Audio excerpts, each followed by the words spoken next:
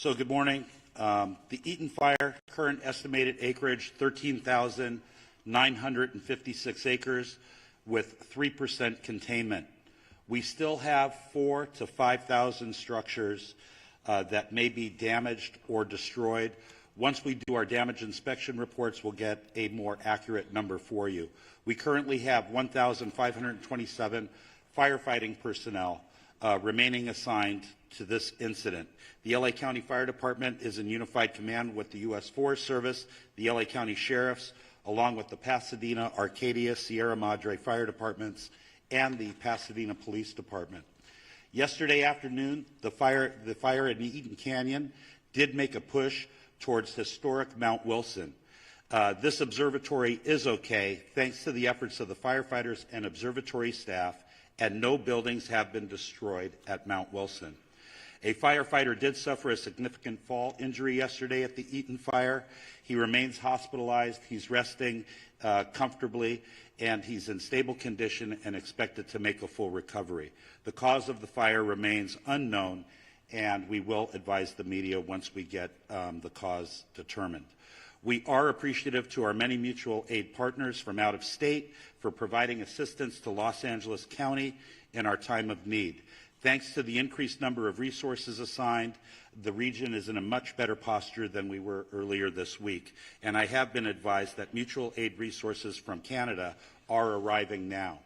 The National Weather Service predicts that the red flag will continue through Friday, or continue today through 6 p.m. However, our priority is also going to be to prepare for the next red flag event that is predicted to begin on Monday. I would also like to provide a brief update on the Kenneth fire that erupted yesterday near the Victory Trailhead at the border of Ventura and Los Angeles counties. Thanks to the quick action of first responders and aerial assets, the fire has been stopped. It's currently at 1,000 acres. We have 35% containment, and no structures are reported damaged or destroyed. One important topic I want to talk about is that we did have a drone incursion yesterday at the Palisades fire.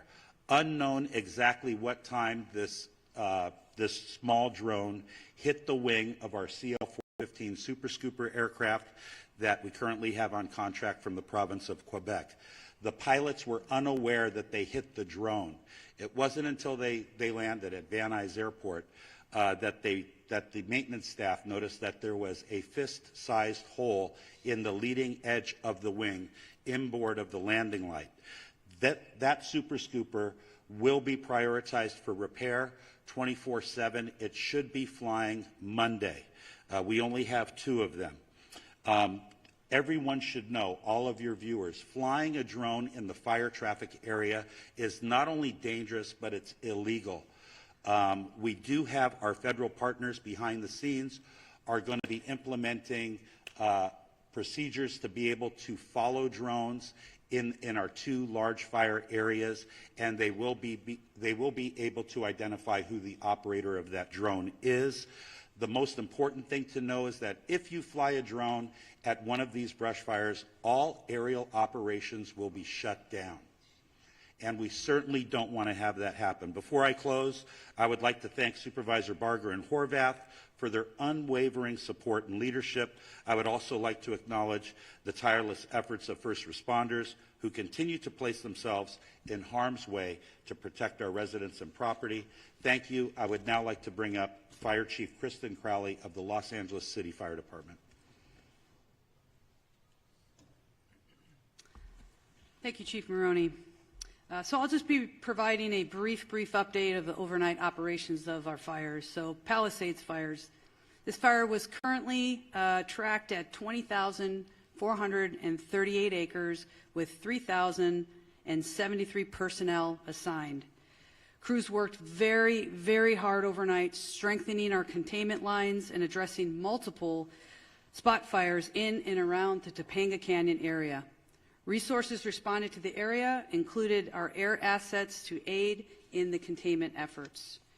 Due to the favorable overnight weather conditions and the diligent, and I'll focus on the diligent work and effort and commitment of our first responders, we can report that the Palisades fire is now 8% contained. Wind gusts are expected to increase in daylight hours that will test our containment lines. Our firefighters will continue to respond to any flare-ups and increase our containment lines. Evacuation orders remain in place. The Hearst fire, due to more accurate mapping and acreage, has been updated to 771 acres with 37% containment. All evacuation orders and warnings have been lifted. The Kenneth fire, forward progress has been stopped with 35% containment at 1,000 acres. All evacuation orders and warnings within Los Angeles City have been lifted. I personally want to make sure that we thank and show our deepest gratitude to all of our Los Angeles City firefighters and all of our partners as we've been battling these fires for now. We're going into day 4. Thank you to LAPD for assisting us in keeping our communities safe. And lastly, thank you to all of the agencies who have come to aid during this time of help, and it absolutely does not go unnoticed. Thank you. Yeah, now Sheriff Robert Luna. Thank you, Sheriff. Good morning to everybody. This morning we have well over 500 LA County deputies that are assisting continuous with evacuations, traffic control, security patrols, and other humanitarian efforts. They're out there. I hear people calling me. They see a lot of black and white police cars rolling with lights and siren. They're out there working. That's what they're doing. They've been actively patrolling the evacuated areas and are increasing their presence to deter any burglary or looting activity that may occur. Just to summarize on evacuations for all the fires that we're dealing with, evacuations orders stand at approximately 153,000 residents that are under evacuation orders and approximately 57,830 structures at risk, and then evacuation warnings, approximately 166,800 residents under both warnings, or I'm sorry, those are just specifically for warnings. What I want to go to next, and we started talking about this last night, is a curfew. A curfew order has been established for the Palisades and Eaton fire areas in all mandatory evacuation zones. That will be in effect. It was in effect last night, and it's going to be in effect tonight at 6 p.m. So it ended at 6 a.m. this morning, will take effect again until 6 p.m. I'm emphasizing that to our media partners because part of this is communicating to the public. You cannot be in these affected areas. If you are subject to arrest. That is important. We're not doing this to inconvenience anybody. We're doing it to protect the structures, the houses that people have left because we ordered them to leave, and I want them to feel confident that we are doing everything we can to secure that. This curfew will be strictly enforced and is being taken to enhance public safety, protect property, and prevent any burglaries or looting in the area that the residents have evacuated.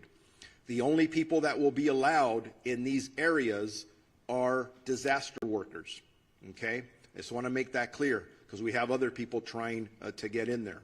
And by the way, media partners who have legitimate media credentials, yes, you may enter those areas unless it's very, very unsafe and somebody tells you not to for that reason.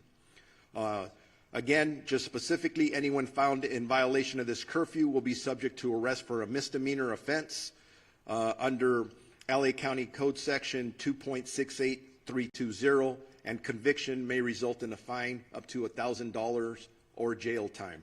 And I'm telling you right now, I know people talk about no bail, and I've given direction that if somebody's caught doing this, they are not going to get cited and released. They're going to get booked. We are not screwing around with this. We don't want anyone taking advantage of our residents that have already been victimized.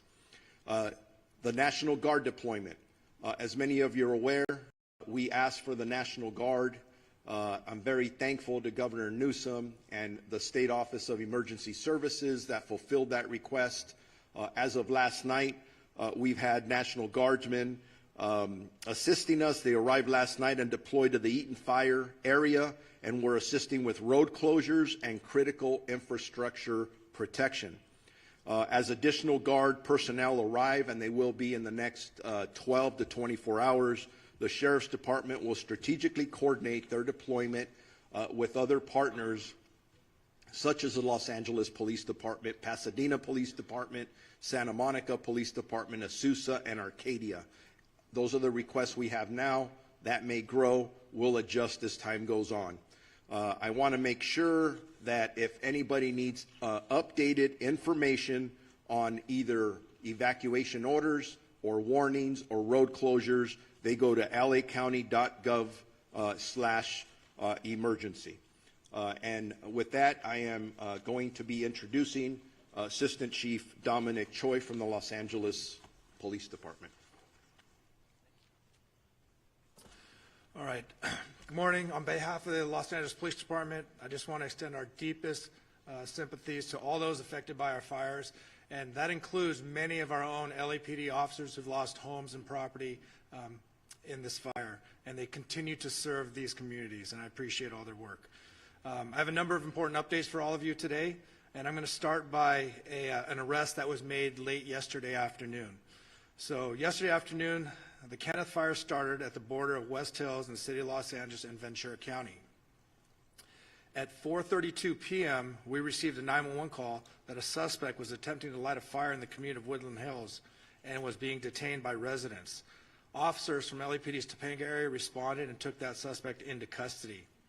And once we learned that this suspect was a possible arson suspect, our Major Crimes Division responded to Topanga Division along with Ventura County sheriffs, who was a lead in the Kenneth fire investigation. But they responded, they interviewed this suspect.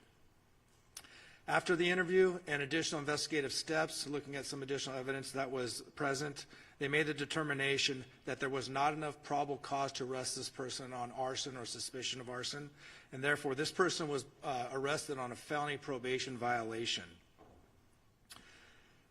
This investigation is ongoing, however, and I'd like to thank those community members that were involved in this and helping us bring this person to our attention, and so we can have an ongoing investigation. The second point I want to talk about is for any of those people looking for loved ones or missing people related specifically to the Palisades fire. Now, the county is also doing this for the Eaton fire, but for the city of Los Angeles, we've stood up a family assistance center. This center is located at Chevy Hills Recreation Center, and it's at 2551 Motor Avenue. It's going to be open today from 10 a.m. to 6 p.m. and tomorrow from 9 a.m. to 5 p.m. We will have 10 officers there ready to receive anyone who needs to report a missing person related to the Palisades fire. We will also have the American Red Cross, the Mayor's Crisis Response Team, the LA County Medical Examiner's Office, and the LA County Department of Mental Health. They will be there to help support, answer questions, and provide information as necessary. Again, I just want to emphasize this is for missing people related to Palisades fire. This is not for any other issues related to the fire. LAPD and our law enforcement partners are actively maintaining law and order in the areas impacted by the fires. We're patrolling these areas to deter criminal activity and to continue to ensure public safety. Today, we're deploying 210 officers in these impacted areas. This deployment includes our partners from LA Port PD and LAWA PD, and I'm thankful for their support. Again, protecting our homes, businesses, and evacuated and vulnerable zones are our priority, and we will continue to ensure that no one takes advantage of these situations. You've heard this message before, but I'm going to say it again because it's so important and so critical. Looting has zero tolerance. Looting or exploiting in the disaster areas will not be tolerated. Anybody caught looting or committing crimes in the affected areas will be arrested and prosecuted to the fullest extent of the law. We'll remain vigilant and patrol these areas and ensure that we can mitigate any activity like this. And again, if you haven't already done so, you will start seeing in the city of Los Angeles the National Guard being deployed at the Palisades fire. Their role is going to be traffic control, managing roadways to ensure access to affected areas is restricted to authorized personnel only. They're going to be manning critical infrastructure security, as well as doing checkpoints and verifying credentials for those for ingress and egress. And lastly, these measures controlling access, They are necessary. I just want the communities to know they are necessary for public safety and for proper community recovery. They are inconvenience, but it's something that we have to do. Residents are encouraged to call 911 if they see any suspicious activity. Law enforcement, National Guard, and other first responders are here to support this community and ensure their safety in a difficult time. Our commitment remains steadfast to restoring safety and normalcy as quickly as possible. Your cooperation and resilience from the community are greatly appreciated. Thank you. And at this time, I'd like to introduce Los Angeles County District Attorney Nathan Hochman. Thank you and good morning. The District Attorney's Office will be considering up to now 5 different types of cases that will eventually be presented from law enforcement. Let's start with arson. If it is determined that there is a man-made and intentional setting of any of the fires involved in this situation, the people who committed this arson will be arrested, they will be prosecuted, and they will be punished to the full extent of the law. Right now, obviously, law enforcement and the firefighters are focused on containing these properties, saving lives, saving homes. But eventually we will get to the causes of those fires, and at that part the DA's office will be working with law enforcement to go after anyone who is guilty of the crime of arson. Second types of crimes. If people are going to violate this curfew restriction and they get arrested, they will be prosecuted. Let me back up what the sheriff has said. In order to protect the homes of people who've been ordered to leave those homes, the sheriff, the Los Angeles Police Department, and local law enforcement is going to be working overtime to protect your home. In that way, if you violate the curfew, you will be arrested and then you will be prosecuted by the district attorney's office. Third issue, looting. Looting is a despicable crime. For the people who've already been arrested, please know that this is not going to end well. You will be punished to the full extent of the law, and I'm sending this warning message out again. If you want to take and go ahead and take advantage of people who have tragically suffered enormous losses in this county, the district attorney's office, working with law enforcement, will make sure you are arrested, you are prosecuted, and you are maximally punished. Drones. If you're thinking that it's fun to send a drone up in the area for your own amusement, or you want to get information that nobody else can get, and you do it in one of these areas for which drones are not permitted, I'll repeat one more time. You will be arrested, you will be prosecuted, and you will be punished to the full extent of the law. And the last type of crime that we'll be looking at are scams, and we're already seeing them. We're seeing people being targeted in GoFundMe scams by people who are trying to entice people to give money to people who have suffered, when the people who are arranging this GoFundMe page are nothing but scammers. You must be aware of who you are being approached by and who you actually can go ahead and give your money to if you want to help them. We're going to see that eventually with insurance scams. We'll see it with government benefit scams. And yes, they are going to target the people who have been tragically affected, and you cannot allow them to do it. I would suggest that if you want internet resources and who to give money to, go to recovery.lacounty.gov. It has a whole list of organizations that you can, if you want to, contribute to, and it does it in both English and Spanish. Also, you can go to the LAFD.gov's website as well. But my message to the public is beware. These scammers look at this as an opportunity. Do not let them take advantage of you. And one more message to the scammers: you will be arrested, you will be prosecuted, and you will be punished to the maximum extent possible. I'd like now to introduce California Insurance Commissioner Ricardo Lara. Thank you.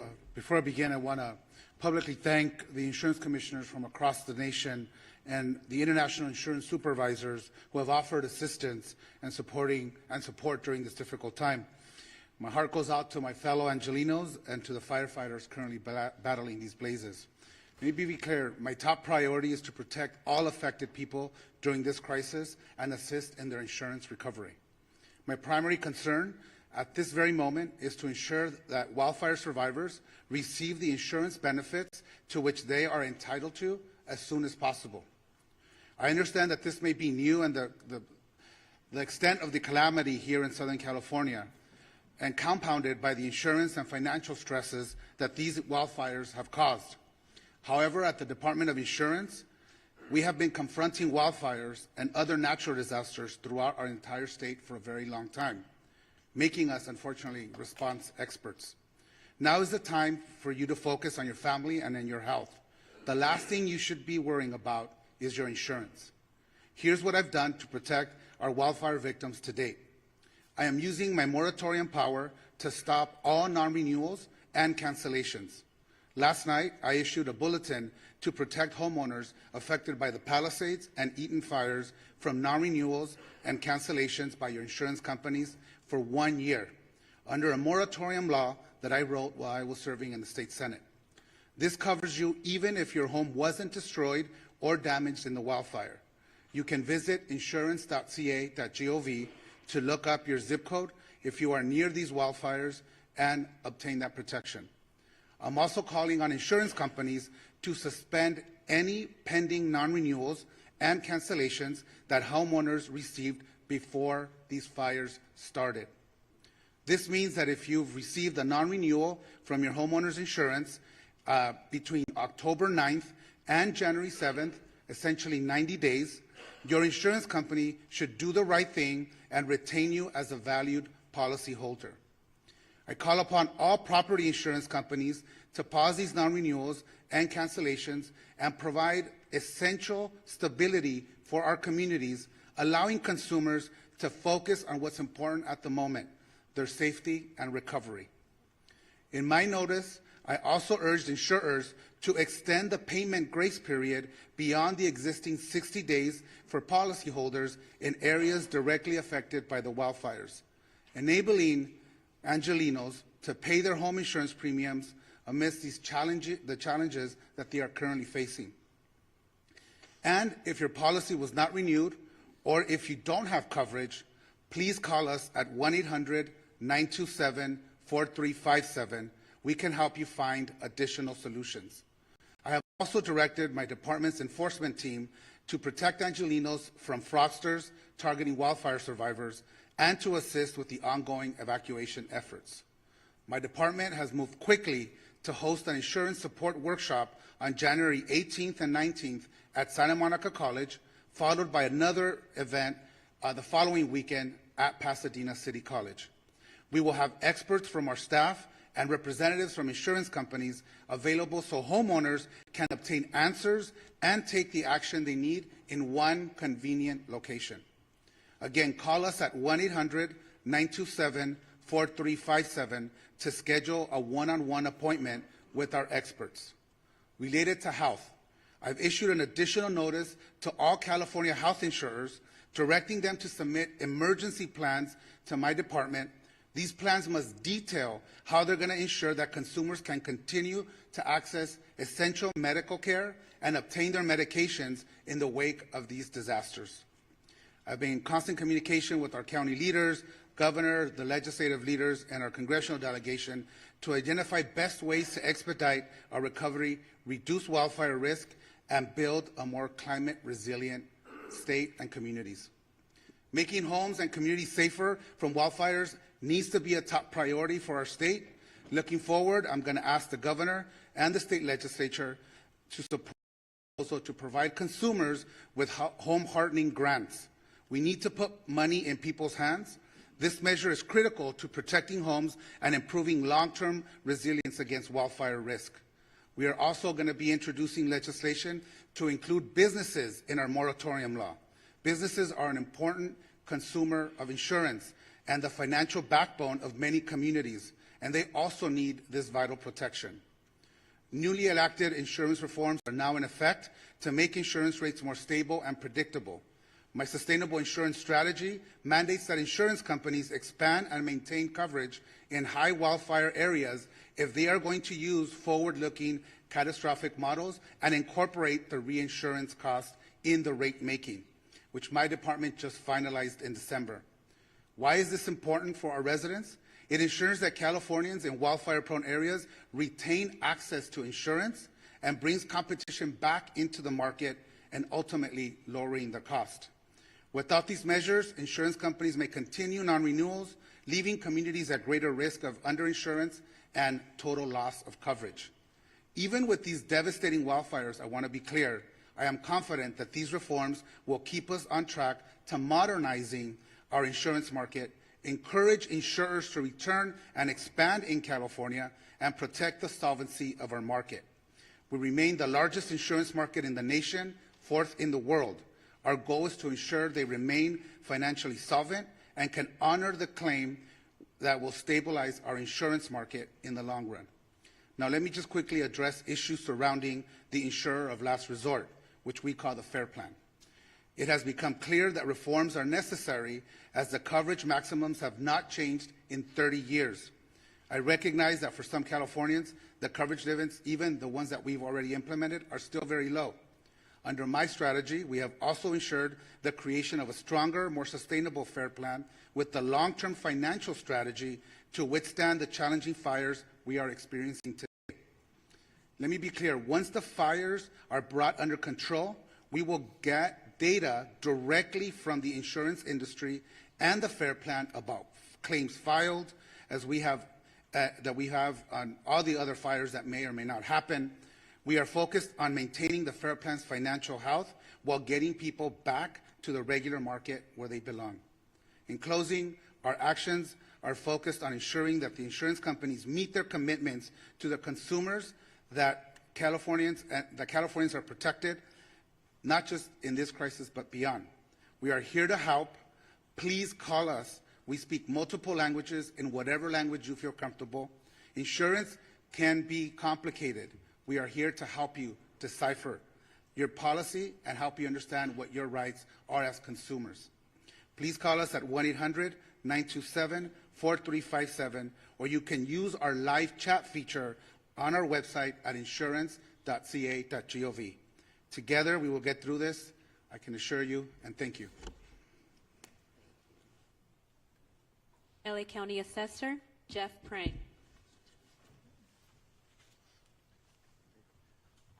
Good morning. Right now, government is very focused on bringing these fires under control, but in the coming days, the focus will return to recovery. Initial reports suggest that 10,000 properties have been damaged or destroyed, with hundreds more likely to be discovered in the coming days. I appreciate that property taxes are not high on the list of things to worry about right now, as so many are focused on housing and safety, but financial issues will soon become a major issue for the victims of the fires. Under California law, if your property, your home or your business has been damaged or destroyed, you may qualify for property tax relief under the Misfortune and Calamity Program. This program allows my office to reduce your assessed value of your property, which is what your taxes are based upon, to reflect the damage. Here are the key details. To qualify, the damage needs to exceed $10,000, and you must file a claim within 12 months. Once filed, we will investigate and verify the claim, determine the cost to cure, and then reduce the assessed value effective the date of the damage occurred. The reduction remains in place until the property is repaired, rebuilt, or undergoes a change in ownership. It does seem clear that we may need legislative help to ensure maximum benefits to victims, and I'm glad some legislators are here today. We look forward to talking to them about making some of those fixes. The filing of this claim also facilitates coordination with the Treasurer Tax Collector's Office, allowing taxpayers who pay property taxes directly, that is not through an impound account with their mortgage lender, to defer their current year property taxes without incurring penalties or interest. We are working closely with our county partners to identify impacted properties and will assist homeowners and businesses through every step of this process. For all claims, we aim to do that, process them as quickly as possible. Once the tax roll is updated, the auditor controller will recalculate the taxes. If you're due a refund, it will be issued, or if taxes remain owed, an adjusted bill with new due dates will be sent. My staff, who's here, has handouts with a lot of the information these programs detailed. I did want to also emphasize that you should not pay anybody to access these services. My office provides them all for free, and we can be reached at assessor.lacounty.gov or at 213-974-3211. Thank you. Thank you. U.S. Fire Administrator Dr. Lori Moore Merrill. Good morning. Thank you. FEMA and the U.S. Fire Administration remains on the ground to support the response and recovery efforts here for these fires. And I just want to have a reminder, as the mayor said, President Biden, through a major disaster declaration, has committed to cover cost associated with these fires at 100% for 180 days. For those who are affected and individual assistance, you can go to disasterassistance.gov, or if you prefer, to call someone, speak to someone directly. It is 1-800-621-3362. Our hearts remain with those who are affected, and certainly with the firefighters who continue the fight on the front lines. Helen, I'll turn it back to you. Closing remarks by Chair Barker. Thank you. In closing, I just have to say that this is called One Voice, and it's One Voice because while it's focused on unincorporated Altadena and I know Palisades and Pasadena, we're working with our state and our federal partners to ensure that we are providing all the resources necessary. So I want to acknowledge people that are here today. Supervisor Holly Mitchell, our colleague who's here to support us. Pasadena Mayor Victor Gordo, Santa Monica Mayor Lana Negrete, Assembly Member Jess Gabriel, and Assembly Member Jessica Caloza, who are here. Did I miss anybody? I think that's...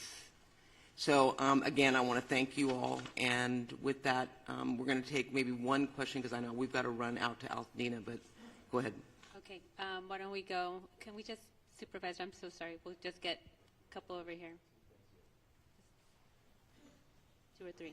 We'll do, by the way, we will do one-on-one interviews afterwards, okay? I will help you get the information you need. Go ahead. Thank you. My question is for Mayor Bass. Jonathan Migliotti with CBS News. Yesterday, you asked for the public's patience as you assess the response. As you well know, then millions of people receive false alarms. It's been acknowledged here in this room that many may now be deactivating their alerts on their phones. I have heard from many people who are ignoring them altogether. We have red flag warnings still in effect. They will resume again next week. There is no rain in the forecast. What are you doing at this point to earn back people's trust and to make sure these mistakes don't happen again? Well, first of all, I think that was addressed at the beginning of the press conference by Kevin McGowan. I would like that from you. I don't, you're the top official here. So let me just be clear. I am going to spend every moment that I can making sure that I am in as many areas as possible, meeting and talking to residents to see what is needed in the recovery. But I also mentioned that we're moving into recovery mode at the same time, meaning that we want to see the city rebuilt. We want to see Los Angeles come together. Let me finish. We want to see Los Angeles come together. You are deflecting from the question. You have millions of people here who get these alerts. They are ignoring them. You still have red flag warnings in effect. There is a real threat here. What is your message to your constituents who are losing faith? You started this entire... I want the residents of Los Angeles region to have faith in what we are doing 24 hours a day. I can say on behalf of our first responders from the fire department, the police department, we are doing everything we can to bring the situation under control, and success has been reported. We know that we're going to have a possible increase in the force of the winds at the beginning of next week, and getting Los Angeles prepared, doing everything we can to save lives. That is our #1 job, to protect people's homes, to protect people's businesses, and to prepare to rebuild Los Angeles in a much better way. We're going to stand united, we're going to stand together, and we are not going to allow politics to interfere, and we're not going to allow people to divide us for political gain. Thank you. Thank you, Mayor Bass. One over here. Bob DeCastro from Good Day LA, Fox 11. Just to follow up on that, because Even after yesterday, that errant message was sent out to Los Angeles County, some 10 million people, overnight, people were still receiving many messages, and we were even fielding calls from our own newsroom from people as far as San Bernardino that were receiving calls. You have no idea why people are getting these alerts and being startled in the middle of the night when they're already on edge in the Inland Empire. Why has that happened? You have no idea. And you also ask that people verify and get onto a website. Not everybody has the ability to jump on a website when they're panicked to try and figure out whether or not this is an actual alert. Thank you, and I appreciate the thoughts you're sharing and the question. I would take a second to explain how the alert system works. There's an interface, and you activate that interface with what type of an alert you're going to send, an evacuation order, an evacuation warning, and you identify a geographical area. After you initiate that message package is sent into what is the Integrated Public and Alert Warning System aggregator. That then transitions, I'll call it for lack of better terms, into a cloud that connects with all of our cell service providers. The root cause analysis is trying to establish where along that sequence there is an error going on. And in addition to that, it is important to understand that the cellular phone towers have different reach in how they're activating the message to the cell phone. And so it's a common phenomenon that there's a term called bleed over, where a cell phone that may be in a different jurisdiction or a different area is receiving that message from a cellular tower that may be geographically in a different space. So right now our number one priority is to establish how we can work with in coordination with our federal and state partners, how we can stop the messages that are going out right now that are not being initiated by a human action, to stop that, and then understand how that occurred so that the tool can still be used for what was identified as like a critical fire weather that we're still in experiencing and will continue to experience. So can I just follow up on that? The bottom line is we are going to drill down, because I too got the alert. I got 2 alerts, and then I got an alert telling me to disregard the alerts. And, you know, as someone who has communities that are on edge, that are lined up, and I'm sure Mayor Gordo has the same situation going on as well, they're on pins and needles thinking that they're next. So we're drilling down right now, and the way it's described to me is there are towers that are now powering up, and it's up in this cloud. It's kind of like when you send an email and it goes into draft, and then once you hit internet, it gets sent. Similar, but my question is, why can't we turn it off? And the answers we're getting are not satisfying. I'm not making any excuses. It's unacceptable, and it is frustrating because we are asking people to trust us, to believe us when we say evacuate. So if we're going to tell them to evacuate, we better make darn sure we're targeting the right people. So don't think we're taking this lightly. I'm not. And I know that my residents aren't. So I hear you loud and clear. The frustration you're hearing from me is based on the frustration I'm hearing as well from my constituents who are asking, when we get it, is it going to be legitimate? Should we listen or should we ignore? Or disable altogether?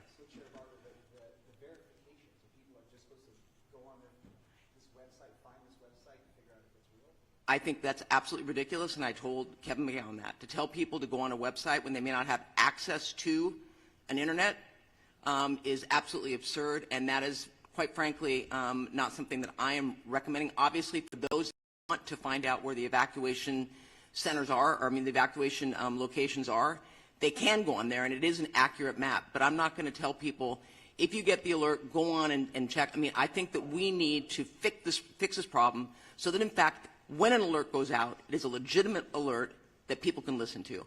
So I hear you. I hear that criticism. I personally, when I heard it, didn't feel that I was going to tell people, well, if you get it, just go on a website. They can, but that's not going to satisfy the frustration that people have. So I just want to make it clear to you Thank you, Chair Barger. We are at time. We're over time. Thank you. We will do one-on-ones. If you need assistance, please come see me or a member of the team. Thank you, speakers, again. Thank you all for attending.